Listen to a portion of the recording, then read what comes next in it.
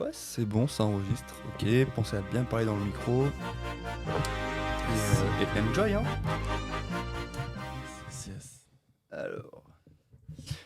Ok, bah, pour commencer, Natacha et Arnaud, je vais vous poser une petite question. Est-ce que vous avez fait le travail que je vous ai demandé déjà? Pour Oui, commencer. Évidemment. oui, Évaluation surprise. on est des bons élèves. Du coup, est-ce que vous pouvez vous me donner les 3 mots qui vous définissent en tant que personne, s'il vous plaît, et pourquoi vous avez choisi ces mots? Alors, on s'est dit qu'on pouvait le faire l'un pour l'autre, Ouais, si c'est ça une te super dit. idée, trop Ouais, bien. on aime bien les initiatives. Très bien, très bien. Du coup, mon premier mot pour Arnaud, c'est son signe astrologique, c'est Balance. Ouais, et moi je dirais du coup poisson. Un deuxième mot qui le qualifie bien, c'est la liberté. Ok. Pourquoi la liberté? C'est une personne qui a pas peur de s'ouvrir et de se découvrir et qui aime partager ce qu'il fait. Il aime être libre de ses mouvements, il aime danser, il aime l'art en général et je pense que l'art amène la liberté, donc je l'associe beaucoup à la liberté. Ok. De mon côté, le deuxième mot pour Natacha, c'est lumière. Parce que Natacha est très lumineuse, surtout intérieurement. Et quand elle est dans une pièce, en général, les choses s'alignent. Je pense que, ouais. C'est-à-dire, ça s'aligne. C'est-à-dire que je pense elle a quelque chose de très apaisant. Ouais, c'est vrai. Et on est d'accord? Complètement. Ouais. Mais je pense que c'est sa lumière intérieure qui fait ça. Elle adoucit les gens autour d'elle. Et voilà. Voilà. Ok, très bien. C'est pour moi, c'est ça, cette lumière. Ok. Et comme troisième mot, c'est une personne pluridisciplinaire, Ok. touche à tout, Ouais. qui, pareil, il explore et je pense que ça le correspond bien. Et moi, c'était talentueuse. Ok. Ouais. Pour moi, c'est la personne la plus talentueuse que je connaisse. De par son adaptabilité dans n'importe quelle situation artistique. Elle est capable de tout faire et voilà, juste génial sur ça, quoi. Trop bien. Mhm. Ok, donc allons un peu plus dans le vif du sujet. Let's go. Et est-ce que vous pouvez un peu m'expliquer comment vous êtes arrivé à faire du patinage déjà individuellement? Et après, on passera, parce que vous avez une particularité, c'est que vous êtes en fait du patinage en couple. Exactement. Voilà, donc si vous pouvez commencer à parler chacun individuellement de votre parcours, comment vous êtes arrivé au patinage en fait. Moi, j'ai commencé très jeune, à l'âge de 4 ans. Donc, c'est un peu mes parents qui m'ont plus mis dans le patinage et particulièrement ma maman. Elle avait une amie qui avait fait du patinage quand elle était plus jeune et du coup, elle lui avait toujours dit que c'était un beau sport, surtout pour une fille. Il y a tout ce côté grâce et légèreté et souplesse, etc. Et donc, ma maman, à la base, voulait me mettre en danse sur glace, mais dans la ville où j'étais, à Strasbourg, il n'y avait qu'un club de patinage artistique. Donc, j'ai commencé en artistique, en solo. Donc, je faisais des sauts, je détestais sauter. Et puis, à l'âge de 15 ans, je me suis dit, il y a quelque chose qui ne fonctionne pas, j'aime pas ce que je fais. J'avais des blessures assez importantes sur la fin et des grosses remises en question. Et donc, à un moment donné, il fallait faire un choix, prendre une direction différente. Et j'ai voulu essayer la danse. Donc, j'ai eu la chance d'avoir des parents qui m'ont soutenue dans cette démarche. Et c'est là que mon parcours en tant que danseuse sur glace a commencé vers 15 ans. Okay. De mon côté, ça a été beaucoup plus rapide pour moi d'aller en danse sur glace. J'ai commencé alors, ma mère et ma sœur faisaient du patinage il y a très très longtemps. Et elles m'y ont mis également quand je devais avoir 4 ans, mais ça a dû durer 2-3 mois parce que j'étais infernal sur la glace, donc on m'a arrêté. Et j'ai réellement commencé du coup à l'âge de 10 ans. J'ai voulu reprendre instinctivement. J'ai fait 2 ans de loisirs en patinage artistique du coup en Ile-de-France. Et ensuite, je suis passé en danse sur glace parce que j'avançais pas beaucoup en patinage artistique. Et on m'avait proposé, ma mère connaissait la maman d'un danseur sur glace justement. Et cette dame avait proposé à ma mère que je fasse la danse sur glace. C'est comme ça que j'ai commencé. Ok. Et, voilà. et ta sœur et ta mère, elles ont fait du patin à haut niveau Non, du tout. C'était que du loisir. Ouais. Ma sœur, elle en a fait pendant, je sais pas, 3-4 ans peut-être, quand j'étais tout petit. Ok. Mais quand moi, j'ai commencé réellement, elle en faisait plus depuis un moment. Ok. Et j'avais une question. Euh, le patinage en tant qu'homme et femme, est-ce que c'est perçu de la même manière? Est-ce que on fait pas un peu rapidement le cliché de ouais bon c'est un sport mais c'est un art aussi. Euh, dans notre culture on va dire l'art c'est un peu plus pour les femmes et, euh, et est-ce que voilà est-ce que c'est perçu d'une manière différente? Toi Arnaud est-ce que tu peux nous en parler un peu plus particulièrement? Alors non, le patinage est perçu pour les femmes aussi, Oui comme l'art non de façon générale. ouais C'est très binaire, c'est-à-dire que les femmes ont le rôle de femmes, les hommes ont le rôle d'hommes. Euh, mais tu vois dans ma question c'était plus euh, souvent, ben, un sport comme ça, c'est pas fait pour les mecs, tu vois ce que je veux dire? Genre, le bonhomme, il fait pas du patinage artistique, il va plus faire du foot, du rugby. Et est-ce que toi, tu as souffert un peu de cette image-là par rapport à ça ou pas du tout? je ne sais pas si j'en ai directement souffert. C'est sûr que euh, quand tu dis tu fais du patinage, en tout cas quand tu es au collège et que tu dis tu fais du patinage, c'est une autre réaction que quand tu dis que tu fais du foot. Ça, c'est sûr. Euh, Ils disent quoi les petits au collège? c'est un sport de filles. Pourquoi tu fais ça? Enfin, on est vite connoté, on a vite une étiquette sur le dos. Hmm. On est considéré comme des garçons, des garçons efféminés, parce qu'on fait un sport qui est dit de femmes. Mhm. Mais du coup, on rentre dans le sujet du pourquoi, parce qu'on fait un sport de femmes, ce serait dégradant. Ouais. Ça ne va pas. Si c'est un sport de femmes, c'est très bien. Mais pourquoi pas? En vrai, Ouais. ça ne l'est pas, mais et même si, quoi. Mhm. Donc, après, personnellement, j'en ai pas tant souffert que ça parce que je suis vite passé en sport-études. J'ai été entouré généralement de sportifs qui avaient une mentalité un peu différente que je dirais la moyenne de la société sur ce sujet. C'était un peu plus éduqué sur sur le sport de façon générale, que le sport de toute façon c'est juste un corps qui fait du sport, peu importe la discipline. Mhm. Donc voilà. C'est joliment dit, je trouve. Ouais. Et toi, Natacha, est-ce que, je sais pas, tu as eu des remarques ou, je sais pas, quand tu étais plus jeune, sur le fait de faire du patinage ou... Non, pas du tout. C'était un sport assez banal, je pense, pour les filles, entre guillemets, banal.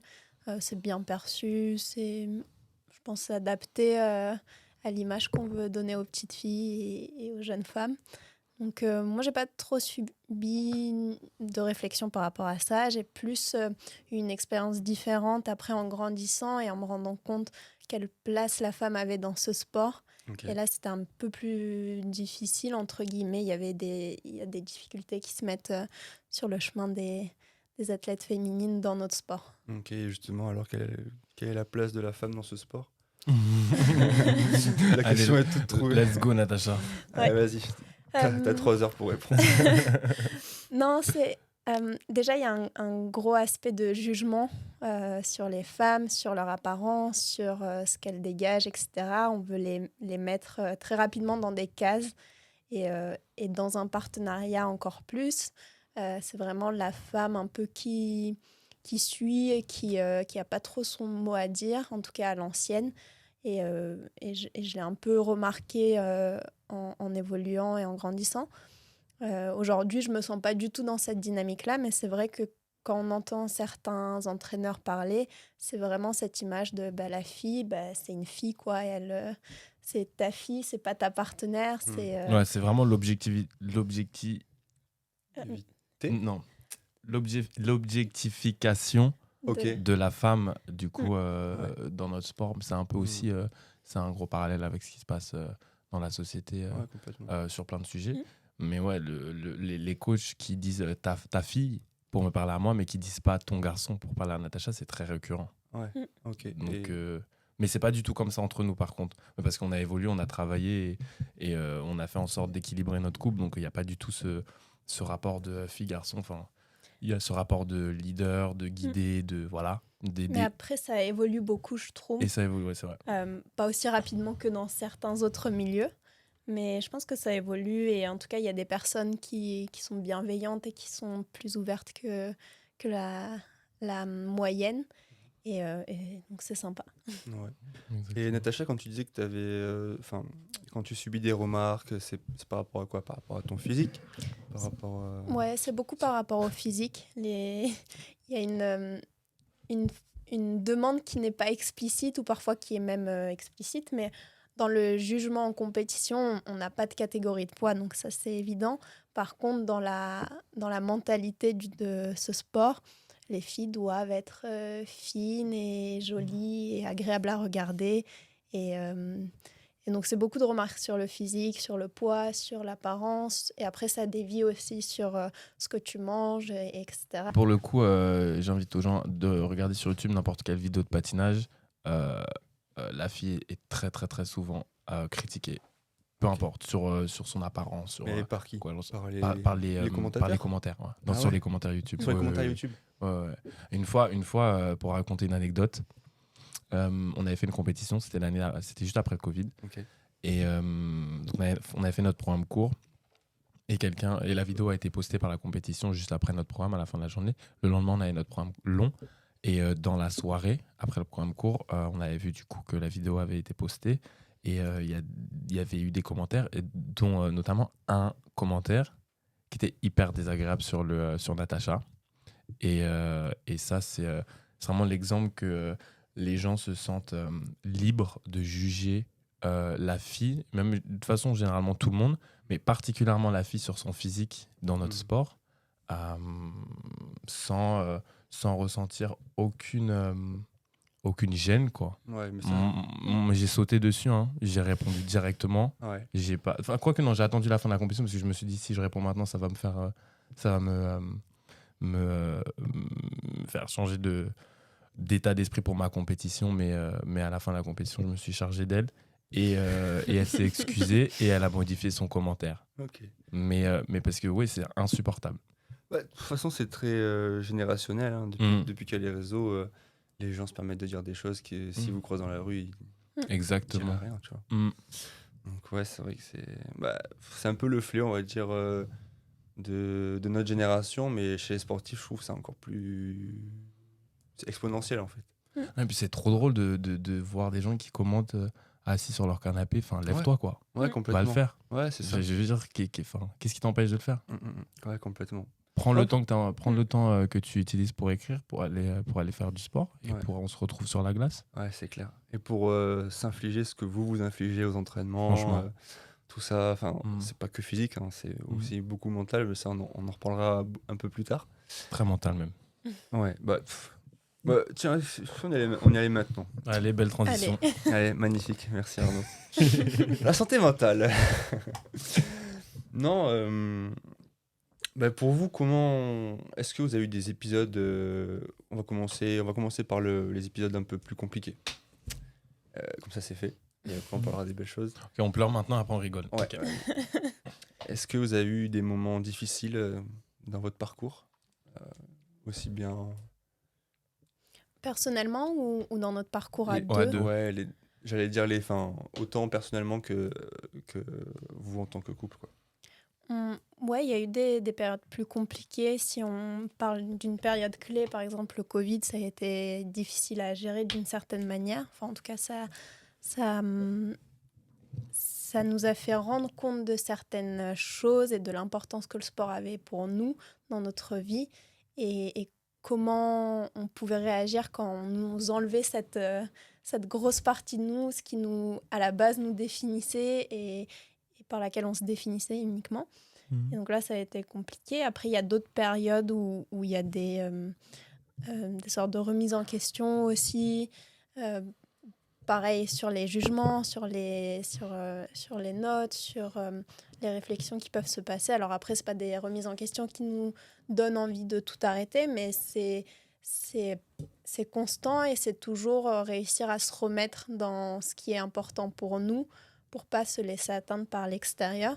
Et quand on n'a pas eu Et à l'époque, quand on n'avait pas eu l'occasion, la possibilité de travailler justement sur ce développement personnel, on avait plus de mal, en tout cas moi j'avais beaucoup plus de mal à réussir à mettre des barrières et des distances entre ce que les autres, l'opinion extérieure avaient et mes envies personnelles.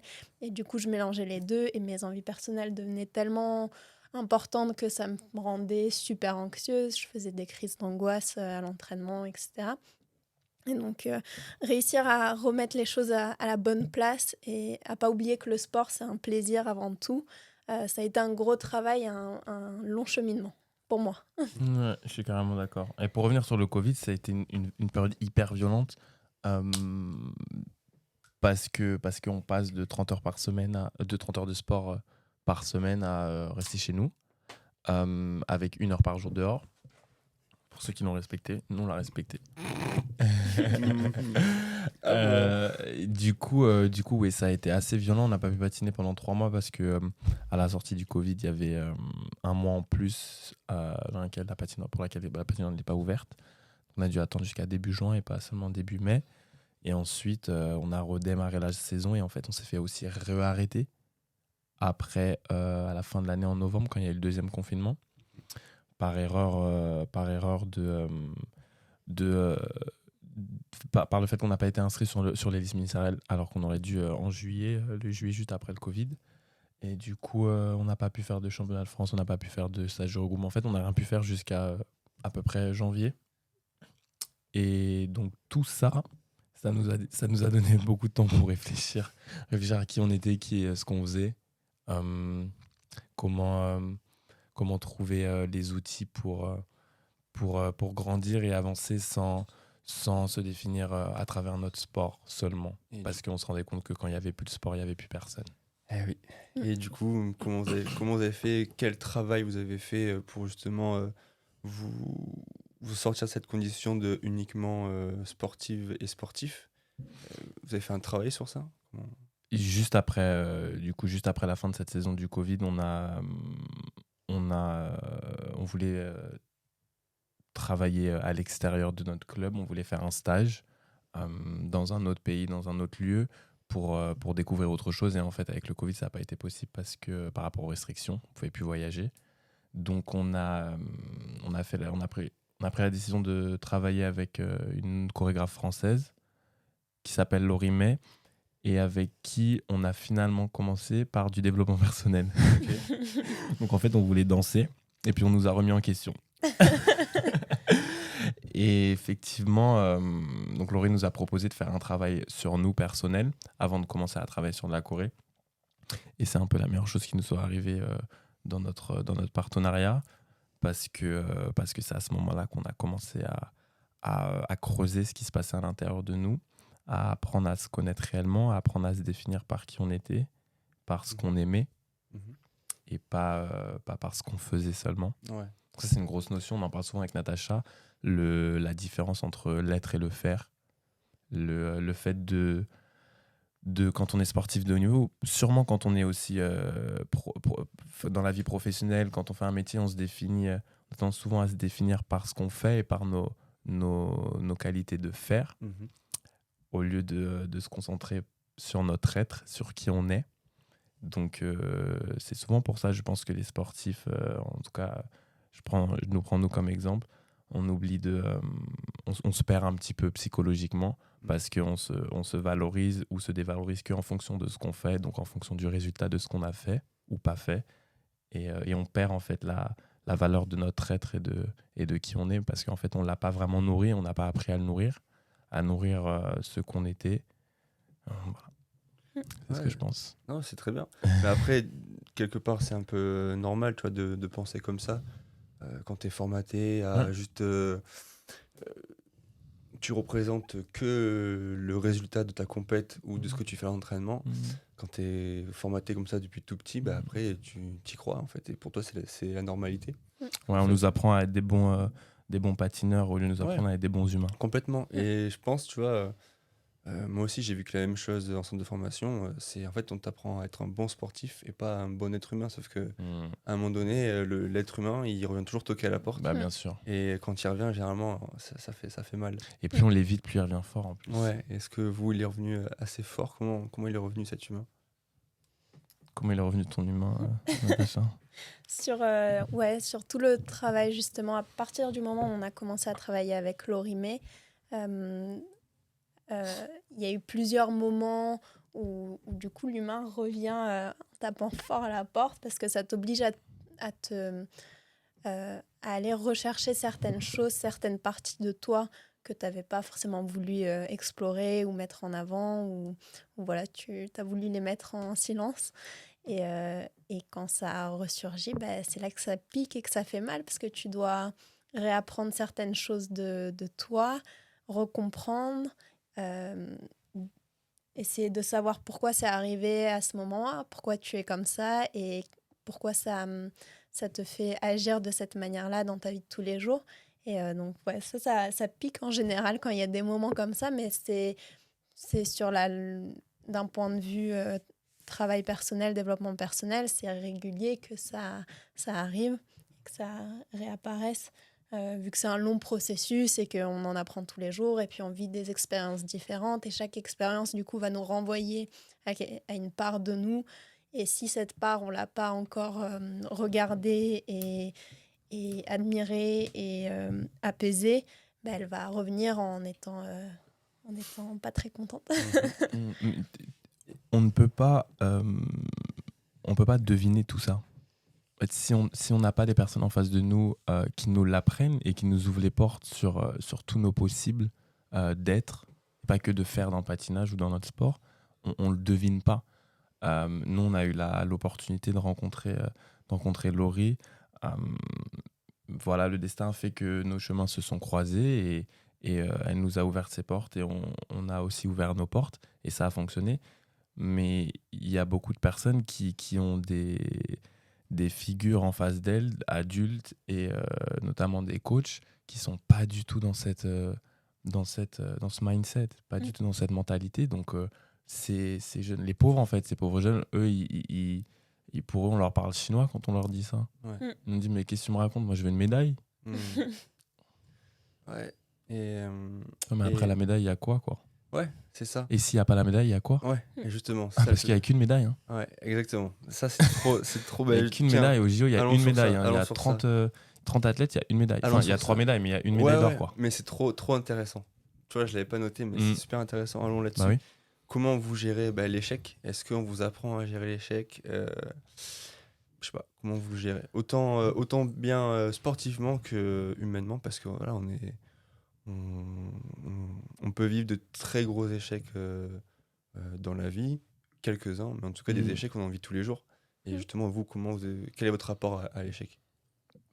Je pense qu'on ne nous apprend pas à gérer l'échec, on nous apprend à passer au-dessus peut-être, on nous dit de passer au-dessus, de continuer à avancer, mais on ne nous apprend pas. Mais je pense que en fait, apprendre à gérer l'échec, ce serait déjà apprendre à philosophiquement à dire qu'un échec, c'est pas forcément un échec. Ouais. Un échec n'est pas un échec. Ouais. C'est-à-dire qu'un échec est une étape. Donc en fait, déjà, enlever le mot échec. Après, tout dépend. J'avais eu cette discussion avec un invité, là, Yves Ponce. Justement, on a eu ce débat-là, tu vois. Pour moi, je pense que l'échec, il devient échec du moment où tu prends pas conscience qu'il y a un truc qui allait pas. Exactement. Et tu le répètes. Ça, là, à ce moment-là, ça devient un échec. Mais ça devient pas un échec du moment où tu dis, bah ok, en fait, j'ai raté. En vrai, on rate tous. On va plus passer de temps à rater qu'à réussir, en vrai. Et du moment où tu prends conscience que t'as raté là et que tu t'améliores après, ça devient pas un échec. Si je peux me permettre, par rapport à ce que tu viens de dire pour rebondir, pour donner un exemple, cette saison, enfin la saison qui vient de passer, qu'on a terminée début février, début mars, enfin bref, février-mars quoi. C'était il y a longtemps. J'ai oublié déjà. On est passé à autre chose. Il y a une des compétitions qui aurait pu être considérée comme un échec. Sur le moment, c'était pas facile, hein, à vrai dire. Et cette compétition, en tout cas, ce résultat nous a fait réfléchir à ce qu'on allait faire pour le futur à court terme. Et en fait, après cette compétition, c'est là qu'on a décidé de passer le printemps en France pour différentes raisons. Pour les raisons professionnelles, pour aussi l'envie de découvrir d'autres choses, de faire de nouvelles expériences, de découvrir de nouvelles techniques, de travailler avec différentes personnes, de voir différentes personnes. Et en fait, si on n'avait pas pris cette décision après cet échec, entre guillemets, on se serait pas forcément vu aujourd'hui. Ok. On n'aurait pas forcément été là, tu vois, pour ce genre d'opportunité, Ouais. de pouvoir parler. Merci d'ailleurs de nous donner la parole. Avec plaisir. On n'aurait pas vécu tout ce qu'on vient de vivre les 2 derniers mois avec Natacha, qui ont été géniaux, parce qu'on a appris tellement de choses, on a rencontré beaucoup de personnes. Donc voilà, en fait, l'échec, c'était pas du tout un échec, c'était juste une opportunité de nous faire prendre conscience qu'il y avait peut-être autre chose, qu'il fallait juste regarder un tout petit peu à côté et de se dire, en fait, le paysage, il est beau là-bas, quoi. Ouais. Pas obligé de regarder forcément la pluie. Ouais. Et est-ce que La pluie, ça peut être bien parfois en plus. Ouais, la pluie, c'est cool. Ouais. Et justement, comment dire? Ouais, je parle beaucoup. Je sais, Non, désolé. c'est trop bien. Non, c'est trop bien, c'est trop bien. Comment ces échecs, on va dire, ils se sont matérialisés? Vous voyez? C'est-à-dire, Est-ce que c'est juste une simple défaite, une simple blessure? Sur cette saison qui est passée, c'était plus une frustration des résultats qu'on avait, qui pour nous n'étaient pas justifiés. Il y avait un sentiment d'injustice aussi d'une certaine manière par rapport au retour de début de saison qu'on avait eu, qui était dans une direction de... On nous avait dit qu'on avait beaucoup progressé, que les juges aimaient beaucoup nos nouvelles chorégraphies, etc., etc. Donc c'était quelque chose de très positif. Donc nous, on était arrivés sur cette nouvelle saison, on avait bien travaillé l'été, on était confiants dans nos choix, on s'était dit que c'était une bonne direction. On a eu la confirmation de l'extérieur des juges français. Et puis quand on arrive en compétition et que ça ne fonctionne pas, que ça ne prend pas, et qu'on a des scores qui sont moins bons que la saison précédente à certains moments, ou qui ne sont pas à la hauteur de nos performances. de nos fameuses attentes. De nos fameuses attentes. C'était assez frustrant. Et ça aurait pu être vécu comme un échec. En tout cas, moi, je l'ai vécu un peu difficilement en début de saison, personnellement, parce que je sentais que c'était pas, ça fonctionnait pas et que je comprenais pas et je voulais savoir pourquoi.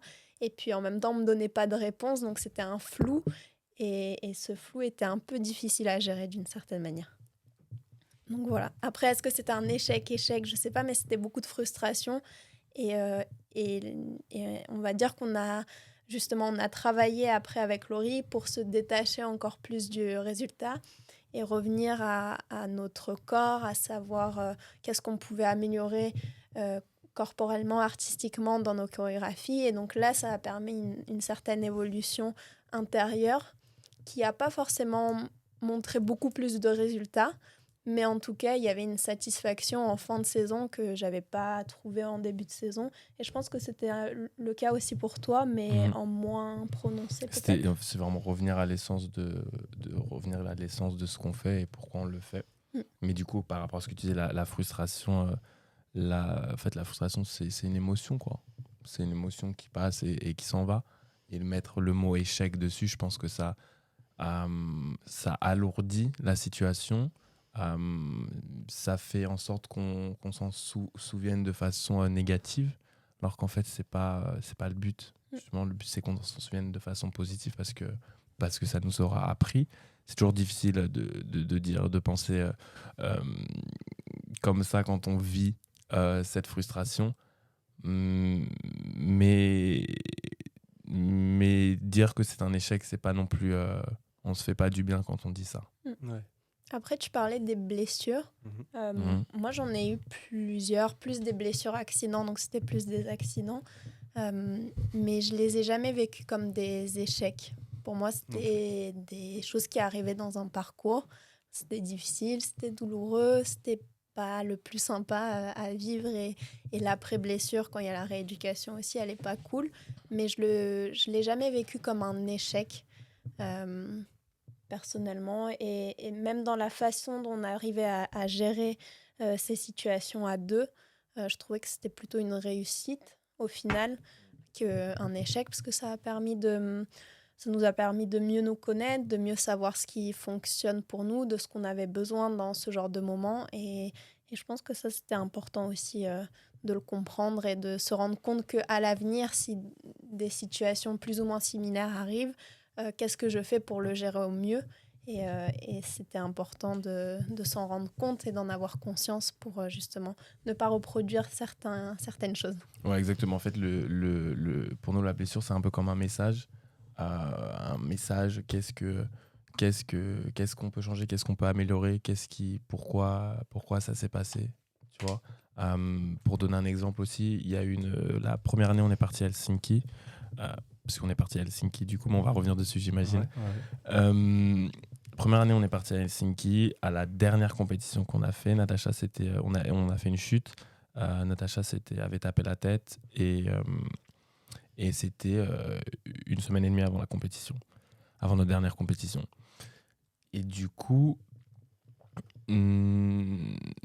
par rapport on s'était basé à ce qui nous était arrivé par le passé sur certaines blessures aussi. On a voulu, avec les coachs, ne prendre aucun risque pour Natacha, donc elle s'est arrêtée une semaine. Du coup, elle n'avait pas eu forcément, si je me trompe, de grosses séquelles juste après. Enfin, je pense pas que c'était une chute très dramatique en soi, mais comme ça avait tapé la tête, on avait préféré prendre des précautions et se dire que Natacha patinerait pas pendant une semaine. Donc j'ai patiné tout seul. Et au final, on a repatiné 2 jours avant la compétition, à 2.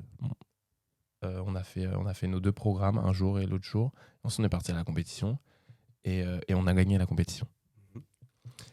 Donc voilà, gros chamboulement. On se dit waouh, ok. Ça veut dire que là, il y a quelque chose, on a lâché quelque chose.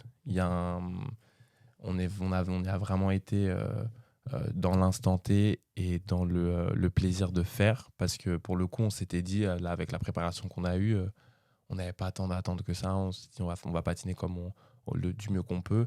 Mais physiquement, on pensait qu'on allait peut-être sûrement un peu en dessous des autres. Et en fait, pas du tout, quoi. Enfin, c'est possible. Ouais. C'est possible, les choses sont possibles quand le cerveau il est aligné avec ce qu'on fait, quand le corps est aligné avec notre prise de décision, les choses elles fonctionnent. Mm-hmm. Et du coup, à Helsinki, qu'est-ce qui s'est passé c'est là-bas où, si je me souviens bien, où vous gagnez... c'est à Helsinki où vous gagnez un titre tous les deux? La première place qu'on a gagnée à 2, c'était après notre saison à Helsinki, oui. Okay. Ouais, aux Pays-Bas. Ok. Et alors, ça fait quoi de gagner à 2 parce que vous avez enduré des choses cool et d'autres moins cool. Et ça fait quoi de gagner à 2 parce qu'à la base, le patinage, c'est un sport indiv. Et là, vous êtes à 2. Le patinage artistique, c'est un sport qui peut être individuel, mais la danse sur glace, par contre, c'est toujours à 2. Ok. Et, en tout cas, sur le plan international olympique. Ok.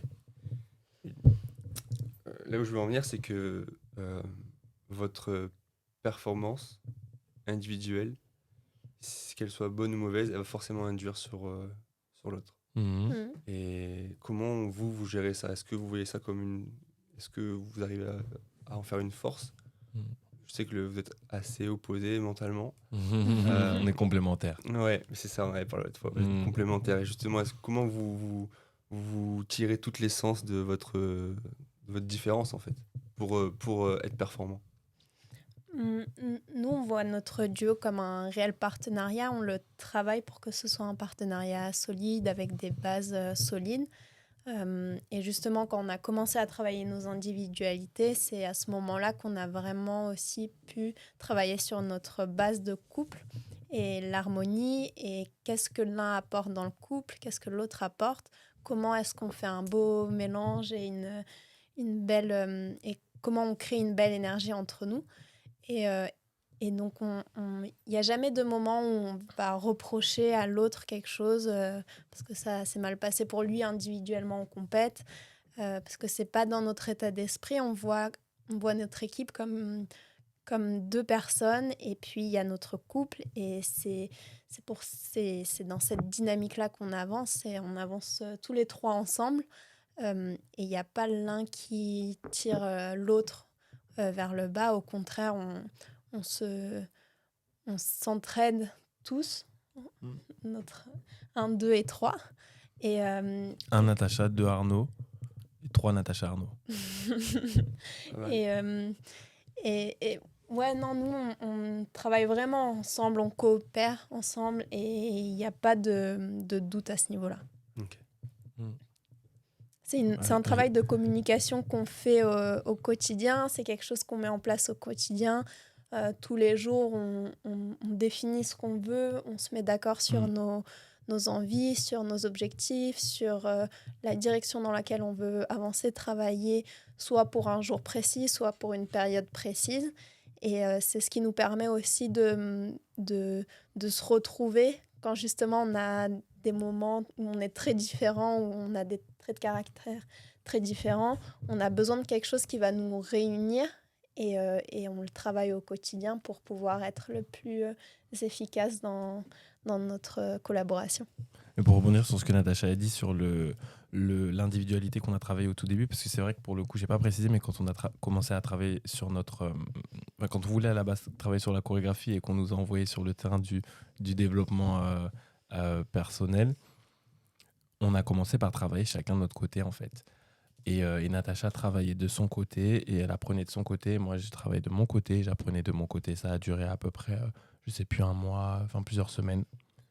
Et quand on avait avancé chacun de notre côté, quand on avait appris des choses et creusé un petit peu sur qui nous étions personnellement, on a avancé sur le couple à deux parce qu'il nous paraît quand même indispensable pour un duo, sûrement aussi pour un groupe, que ce soit un trio, un quatuor ou plus, d'avoir des individualités solides pour donner après...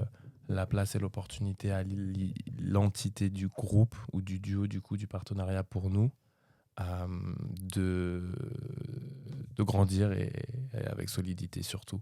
Parce que s'il y en a un des deux qui va pas bien et qu'on travaille que sur le couple, ça va être sympa pendant 2 minutes, mais s'il y en a un qui craque un moment, le couple va craquer avec. Donc, et celui qui résiste, il va pas pouvoir résister pour et la personne et le duo en même temps. Du coup, vous avez un peu...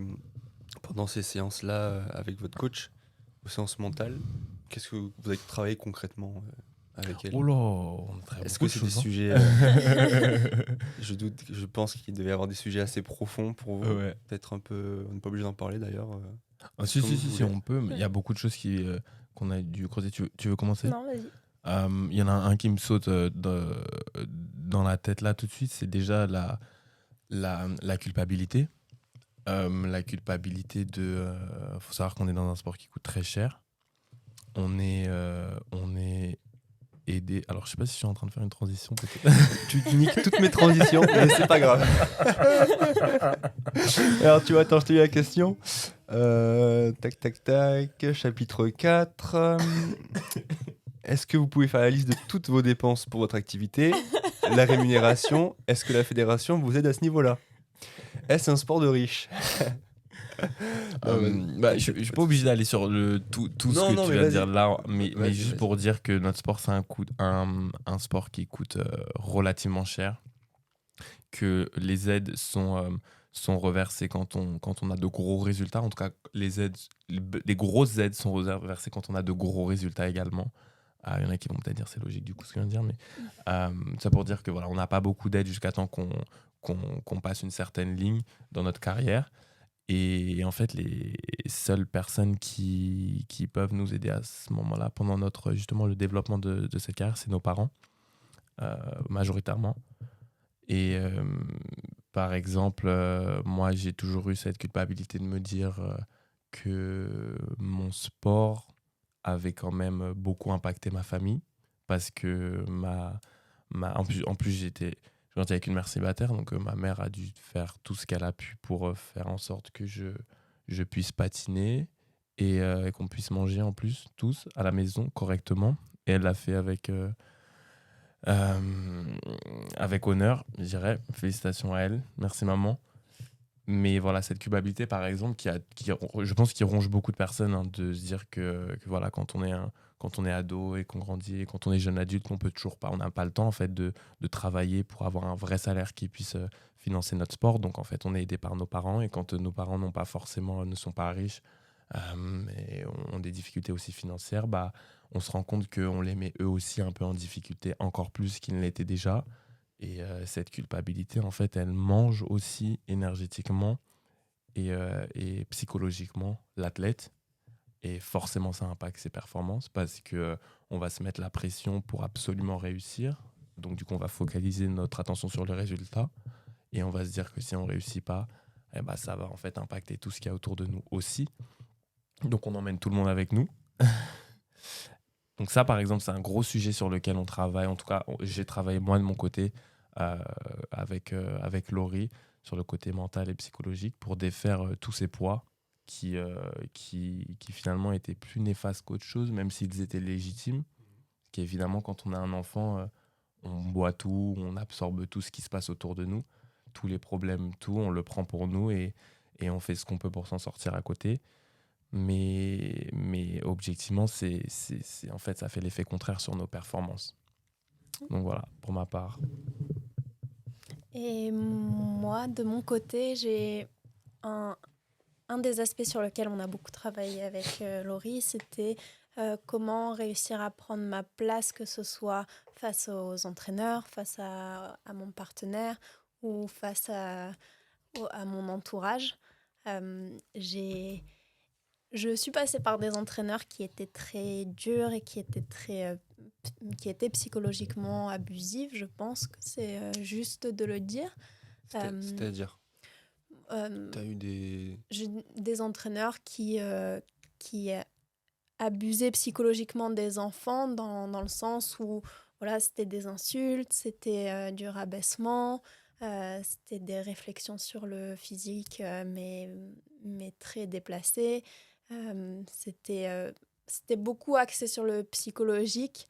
Donc ils avaient une certaine emprise et comme on était jeunes, on était tous entre 10 et 15 ans, on avait vraiment cette sensation que l'entraîneur était au-dessus et qu'il avait tout pouvoir sur nous. Alors heureusement, on n'a pas eu ce côté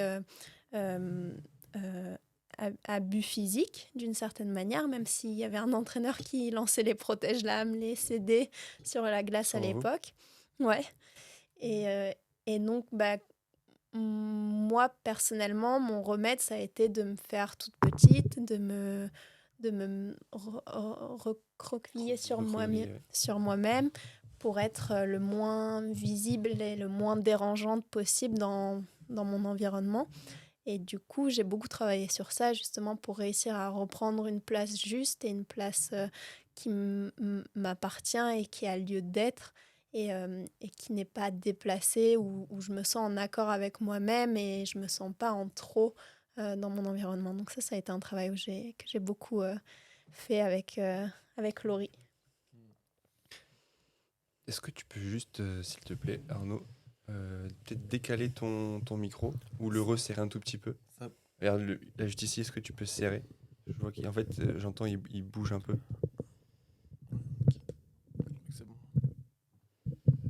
Ah, c'est ça qui bouge. Ouais, je crois que c'est ça qui bouge, ouais. Si tu peux un peu plus le... Ouais, je sais pas si tu peux le serrer ou pas. Ah, ok. Ouais, c'est bon, nickel. Bon là, je crois, non? Ouais, c'est bon. Mais ce que Natacha disait, du coup, ça s'appelle de l'abus de la violence destructive, massive pour enfants, ce qu'elle a vécu. Littéralement. Enfin, des coachs qui se comportent comme ça, c'est pour détruire les enfants. Évidemment, dans leur tête, sûrement, ils pensent qu'ils font les choses bien et ils font les choses pour les enfants, en tout cas pour leur performance. Mais encore une fois, on en revient au être et au faire. Ouais. Ils veulent faire des choses pour les enfants, pour leur faire, mais ils ne se rendent pas compte qu'ils détruisent leur être en fait, par-dessus. Parce qu'après, c'est des séances de psy pour tout le monde. Ouais, donc les élèves vont devoir payer les séances de psy alors que c'était au coach de le faire. Ouais, surtout, c'est tellement intéressant. Franchement, j'adore, j'adore cet épisode. Vraiment, c'est pas parce que vous êtes là, mais vraiment, c'est vraiment des sujets Merci. que j'aime Merci beaucoup beaucoup. aborder. Euh, mais oui, complètement. En fait, votre santé mentale, en fait, elle passe après la compète. La compète enfin, la réussite pour ces coachs-là, Mm. c'est primordial, en fait. Mm. Et quitte à, quitte à ce qu'il y ait des gens sur le côté, c'est pas grave. En fait, eux, ils en ont rien à faire. Ils veulent la pépite. Ouais, complètement. Et tu vois, ça me fait penser à un livre que j'avais lu. Je sais pas si vous connaissez Wissem Belkacem. C'est un, Ça me dit rien. De nom, ça me dit quelque chose. c'est un ancien footballeur professionnel Mm. qui a écrit un livre sur comment il a vécu son homosexualité dans le foot. Ok, En- let's go. Et, Je crois et- que je connais ce monsieur-là. ouais, tu connais. Enfin, c'est son histoire, ouais. Ok. Et à la fin de son livre, il dit une chose qui pour moi est fondamentale, enfin, qui est incroyable. Et il dit, c'est pour ça que je vais en parler, pour un Mbappé, combien de sacrifiés? Et en fait, on en revient à ça. C'est que C'est tellement réel. ce qui compte, c'est. Tellement En réel. fait, on s'en fout des. Parce qu'au final, moi, en tout cas, dans le basket, je l'ai vécu. Il y a 18 centres de formation. On est tous, on va dire, on est une quinzaine par centre de formation. Et il y a que 6 jeunes qui vont signer un contrat pro. Mais Mm. les restes, en fait, le reste, on en fait quoi? On les met à la poubelle. Mm. En fait, c'est ça, en fait, l'importance de l'être humain. On revient toujours la même chose entre entre le faire et l'être. C'est que l'être, il sera toujours plus important que le faire. Mm. Et tant qu'on prend pas soin de l'être, bah, il y aura des mecs et des meufs qui vont aller chez le psy tout le temps. Mm. Et en plus, vraiment pour ajouter, pas pour, pour se victimiser ou quoi, mais notre sport, il y a une grosse part artistique. En fait, on a vraiment l'équilibre entre l'artistique et l'athlétique dans notre sport. Donc, du coup, on a les avantages, mais on a aussi du coup, les inconvénients des deux. Et comme il coûte très cher, c'est un énorme investissement, que ce soit de temps ou financier pour l'athlète et sa famille. Et quand l'athlète se rend compte à un moment donné qu'il n'a pas ce qu'il attendait, euh, là, du coup, il se dit, alors j'ai fait tout ça, j'ai dépensé tout cet argent, j'ai fait tous ces voyages, j'ai mis tout tant d'années de vie sociale de côté pour ça, Mhm. tu vois. Alors évidemment, dans le football, avec le monsieur que tu viens de mentionner, ça doit être la même chose, la désillusion de se dire que finalement, on n'a pas réussi à atteindre notre objectif ou à nourrir nos attentes. Mais en plus, dans notre sport, il y a une telle... Vraiment, c'est une montagne d'obstacles qu'il y a avant même de monter sur la glace. Mhm. Parce que je veux dire, Mhm. le foot, tu peux...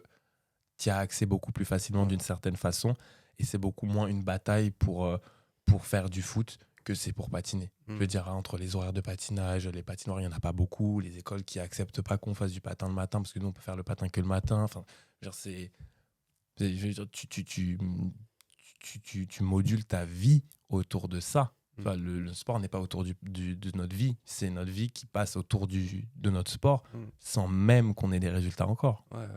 Tu vois ce que je veux dire? Ouais, complètement. Et pourtant, je pense que si on travaille beaucoup plus sur l'être des personnes, on a de meilleurs sportifs qui sont encore beaucoup plus performants. Et c'est ça qui est fou, de se dire comment les entraîneurs n'arrivent pas à mettre en avant justement ce côté mental, bien-être de l'athlète et de la personne, parce que ça pourrait être du positif pour la performance sportive. Donc, réussir à avoir une autre vision et à voir les choses sous un autre angle, ça serait super bénéfique pour tout le monde, au final. Ouais, complètement. Et surtout, tu vois, l'autre fois, j'en parlais avec... en fait, j'ai un psy, mais c'est pas vraiment un psy. C'est un peu un gourou, on va dire. Mais c'est pas du tout négatif. C'est pas du tout une connotation négative. C'est un mec, on va plutôt dire ça, un coach de vie. Un guide. Un guide. J'utilise C'est un beaucoup le guide. mot coach de vie aussi. Tu l'aimes ce Coach mot-là? de vie, ouais, parce que le mot psychologue, il fait peur aux gens. Ouais, Le complètement. mot coach Mais mental, surtout sportif. surtout sportif. Le mot coach mental, le terme coach mental, je trouve qu'il est trop relié à la performance. Et le mot gourou, il a une connotation qui est négative. Donc je trouve que le coach de vie, ça rapporte vraiment le travail autour de la vie de la personne qui est en train d'essayer d'avancer. Et c'est pour ça que je trouve ça beau. Excuse-moi. Non, t'excuses pas. Mais ouais, et du coup, je sais plus ce que je dis, c'est mon TDAH qui prend le dessus. Merde. Que tu connaissais quelqu'un qui était coach justement de vie. Tu as rencontré quelqu'un qui était coach de vie. Et excuse-moi, le sujet, je l'ai plus. C'était sur la santé mentale, pardon, ouais. Et ah ouais, mais c'est grave. Oui, carrément. Ah ouais, non, mais gros, je te jure, c'est compliqué. Hein. Par rapport au fait qu'elle disait, Natacha, que les coachs devraient se rendre compte que des athlètes heureux, ce soient des athlètes qui vont performer encore mieux. Mais en fait, si tu veux, et on en parlait, c'était pendant une de nos séances, et parce que lui, c'est un ancien rugbyman pro, et il a 50 ans. Et lui, ça a été, il a encore plus vécu ça, tu vois, de front, parce que nous, notre génération, on est un peu la génération où on se rebelle un peu, vous voyez. En fait, on voit qu'il y a des choses qui vont pas dans la société. On dénonce. Et on dénonce, tu vois. Alors que la génération d'avant, et encore plus celle d'avant, nos grands-parents, nos arrière-grands-parents, pour eux, en fait, c'était comme ça, quoi. Tu vois, ça se passe, c'est comme ça. La santé mentale, enfin la dépression, pour eux, ça n'existait pas. Ça n'existe pas. Ça n'existait pas. Moi, quand j'en parlais avec ma grand-mère, parce que voilà, j'ai fait une dépression et tout, quand j'essayais d'en parler un peu, même avec ma mère, tu vois, c'était compliqué. Pourtant, ma mère, elle travaille dans le milieu médical. Enfin, c'était dur, tu vois, pour eux, c'est compliqué. Et justement, pour en revenir à ce que tu disais, Natacha, en fait, c'est les coachs qui forment comme ça leurs jeunes. Pour eux, ils font ça. Pour eux, c'est bien ce qu'ils font. Tu vois, c'est normal. Vu qu'ils ont appris comme ça, ben, en fait, ils remettent juste ce qu'ils ont appris en place, tu vois. Et je pense vraiment, ben, c'est aussi pour ça le podcast. C'est que nous, on l'a vécu, ça, on l'a vu, on a vu tout ça, on a vu que ça portait pas que du bien, qu'il y a beaucoup de choses il y a beaucoup de choses qu'on doit garder, mais aussi il y a beaucoup de choses qu'on doit changer. Parce que je pense qu'aujourd'hui, on a le pouvoir de changer les choses. Et il faut le faire. Et c'est important pour la suite de dire aux jeunes qui arrivent à la relève que c'est pas normal, c'est des choses qui se passent. Si un coach t'insulte, si un coach te touche pour quelques raisons. Et puis même si c'est fait en rigolant, en fait, c'est pas drôle. Ouais, complètement. C'est pas drôle d'insulter quelqu'un en rigolant. Ce n'est pas drôle. Les gens se rendent pas compte du pouvoir des mots, mais insulter quelqu'un en rigolant, c'est hyper violent. Parce qu'en fait, ça normalise l'insulte envers la personne. La personne, elle pense que le mot, il est lancé en rigolant. Donc elle va le garder, elle va le garder, en fait. Pour elle, ça va être normal qu'on lui dise ça. Et puis plus tard dans sa vie, quand on va lui dire ça, ça va être normal aussi.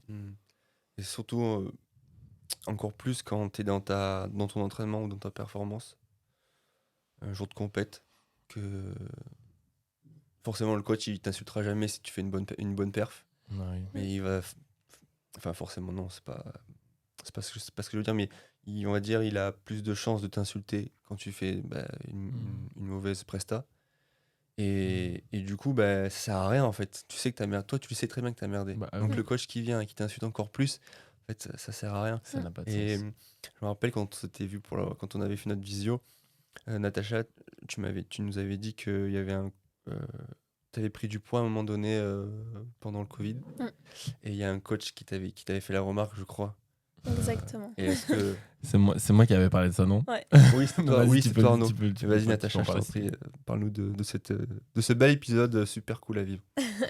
Non, du coup, la période du Covid, pour moi, ça a été une période où forcément j'ai pris un peu de poids parce que j'ai voulu tester d'autres choses pour me réconcilier avec la nourriture. Ce qui a bien fonctionné, mais ça m'a amené du poids en plus par rapport à comment j'étais à l'époque. Et du coup, on avait fait une compétition et qui s'était moyennement passée. Je pense. Enfin, elle était ni superbe ni très mauvaise. Elle était dans la moyenne. C'était d'ailleurs, excuse-moi, une parenthèse, c'était la compétition que j'ai parlé tout à l'heure où quelqu'un avait fait un commentaire. Ok. Et du coup, on rentre, on fait un débrief avec les coachs dans le vestiaire. Et là, un des entraîneurs mentionne mon poids. Et c'était la première réflexion que j'avais eue à la sortie de cette compétition. Et là, moi, j'ai eu la réaction en me disant écoute, on peut en parler après si tu veux bien. Arnaud, je pense qu'il a été un peu plus marqué par cet épisode parce qu'il avait moins l'habitude. Et du coup, ouais, c'est pourquoi est-ce que tu viens me parler de mon poids alors qu'on vient de faire une compétition où j'ai performé, où il y a des choses à améliorer techniquement dans l'artistique, etc. Et j'ai envie d'avoir des informations sur ces points-là plutôt que sur quelque chose de jugeant sur mon apparence qui n'a presque rien à voir avec la performance en soi, même si d'une certaine manière, oui, parce qu'on est dans un sport comme ça, où l'apparence a une certaine importance, malheureusement. Et, euh, et du coup, ouais, c'était pas forcément agréable d'avoir cette première réflexion, alors qu'il y a d'autres choses à voir avant. Ouais, t'es très gentil la manière dont Ouais, tu le racontes. Hein. Franchement, t'es très très Vas-y, gentil. Arnaud, donne-nous la vraie version, s'il te plaît. Non, mais c'est ce qu'elle a dit, mais je sais qu'elle minimise parce que comme c'est pour elle, quand c'est pour nous, on n'a pas conscience de ce qui se passe. Quand on le voit de l'extérieur, je vous jure on se rend compte de l'ampleur de ce qui se passe. Et bon, moi, à l'époque, j'étais très, très, très sensible sur le sujet. Sur le sujet du poids. Du poids, de la nutrition, de la nourriture, parce que par rapport à moi, mais aussi parce que j'avais beaucoup de respect. J'ai toujours eu beaucoup de respect, évidemment, pour Natacha et beaucoup d'admiration pour pour son parcours de façon générale. Et le fait de voir cette scène, je l'ai pris, mais vraiment en plein cœur. Je me suis dit, waouh! C'est-à-dire que faut savoir que la première chose mentionnée, c'est quand même hyper important. Après une performance sur un débrief, voilà, la première chose qu'on va dire, on va commencer par quelque chose. On se rappelle des premiers mots. Voilà, d'un débrief, on ne sait pas en plus voilà, ce qui va se passer. Nous, on était un peu déçus, évidemment, de la performance. Et on s'assoit et elle dit mot pour mot, alors la première chose, c'est que Natacha, il faudrait que tu perdes du poids. Et là, j'ai rien dit. Natacha a eu la réaction la plus professionnelle que j'ai jamais vue de ma vie. Elle a dit, j'aimerais bien qu'on en parle si ça te dérange pas en privé. Moi, je suis choqué à côté. Je me dis, c'est une blague, genre. Alors à l'époque, j'ai rien dit parce que j'avais pas les armes et que c'était pas aussi ma place. C'était à Natacha qu'on le disait. Natacha, elle est grande, c'est une femme, elle sait aussi se défendre. Ouais, mais quand vous formez un couple aussi, c'est... Évidemment, mais pour moi, c'est aussi respecter Natacha de la laisser gérer ce qu'elle a besoin de gérer. Je suis pas son papa, je suis son partenaire, j'ai la place de son partenaire. Elle a autant de pouvoir que moi dans le partenariat. Et elle a très bien géré la situation en fait, parce que si c'est moi qui avais répondu, la réunion aurait pris une autre tournure.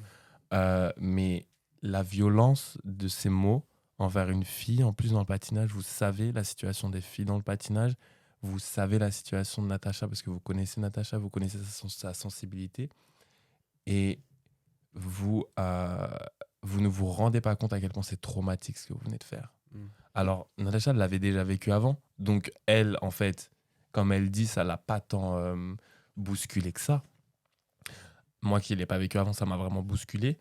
Mais c'est traumatique de dire ça à quelqu'un, de baser tout un résultat de performance sur son poids.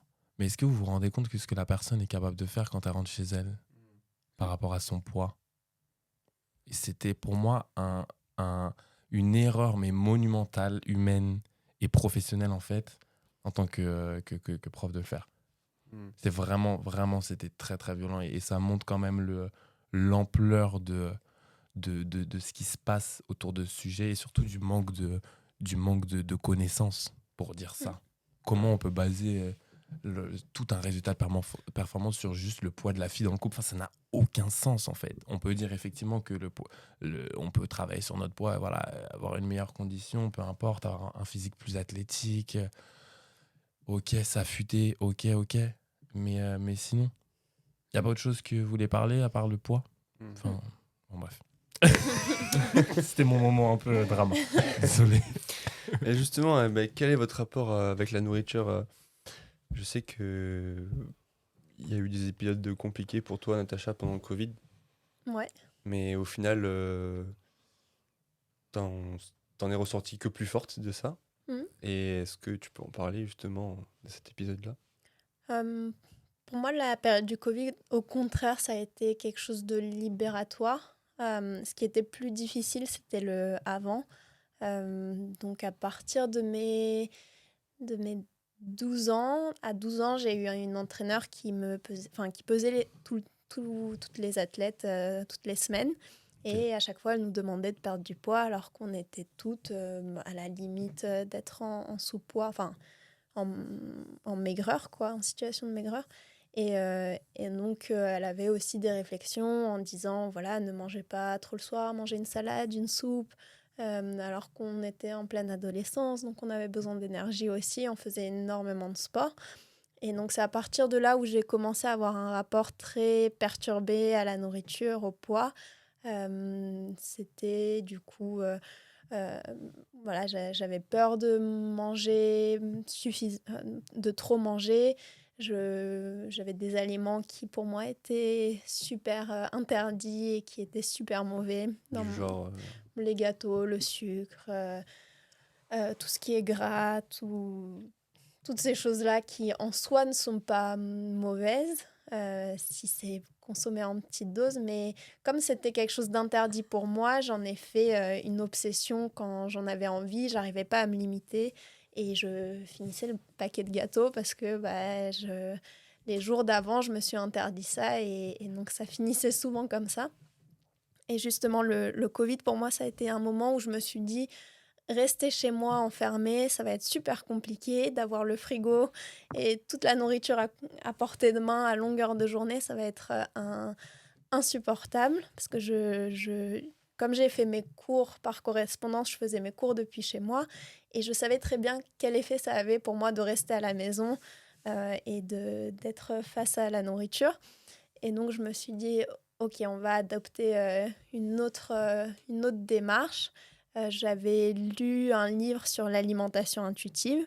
J'avais regardé aussi beaucoup de choses liées à l'alimentation intuitive. Donc, le principe, c'est vraiment de ne pas avoir d'enlever toute police sur les aliments. C'est-à-dire, il n'y a pas de bons ou de mauvais aliments. Il y a des aliments, il y en a qui nous font plaisir, il y en a qui sont bons pour notre santé. Mais il n'y a pas de hiérarchie dans les aliments. Et surtout, c'est basé sur la satisfaction, sur les sensations, donc prendre le temps, etc. etc. Et donc, je me suis dit, OK, je vais tester cette approche-là. J'ai commencé par m'autoriser à tout manger, tout ce que je voulais, tout ce que je m'étais interdit par le passé.